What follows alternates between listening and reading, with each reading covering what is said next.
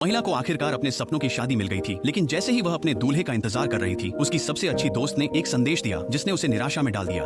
वह नहीं आ रहा है। जोशी जमी हुई खड़ी रही। आज उसके जीवन का सबसे खुशहाल दिन होना चाहिए था। फिर भी उसके कई सालों के मंगेतर ने उसे उनकी शादी के दिन छोड़ दिया था। वह विश्वास नहीं कर पा रही थी कि क्या हो रहा है। पलक झपकते ही 8 साल बीत गए थे। जोशी को छोड़ने वाला मंगेतर। लियाम एक लोकप्रिय शीर्ष स्तर का गायक बन गया था। हर कॉन्सर्ट में प्रशंसकों की भीड़ होती थी जो उसके लिए चिल्लाते थे। अपनी सफलता के बावजूद लियाम जोशी को नहीं भूल सका, वह महिला जिसे उसने कभी प्यार किया था। एक कॉन्सर्ट के अगले दिन लियाम ने देखा कि एक युवा प्रशंसक उससे मिलने के बाद उत्साह से उछल रही थी। इस प्रक्रिया में उसने गलती से उसके एकमात्र सांत्वना के स्रोत को तोड़ दिया, उसका पुराना फोन। ये देखकर लियाम डर गया। वह तुरंत कमरे से बाहर भागा। नंगे पांव वह प्रशंसकों की भीड़ के बीच से दौड़ता हुआ एक फोन मरम्मत की दुकान की ओर गया। मैं किसी को भी $10,000 दूंगा अगर वे मेरा फोन ठीक कर सकते हैं। प्रसिद्ध गायक की अचानक उपस्थिति ने स्टाफ और ग्राहकों को चौंका दिया। दुकान के प्रबंधक ने जल्दी से लियाम को कार्यालय में ले जाकर चीजों को सुलझाया। अपने अनुभव का उपयोग करते हुए प्रबंधक ने फोन की मरम्मत की। जल्दी ही लियाम ने राहत की सांस ली। उसने फोन खोला और एक वॉइस मैसेज चलाया जिसे उसने वर्षों से रखा था।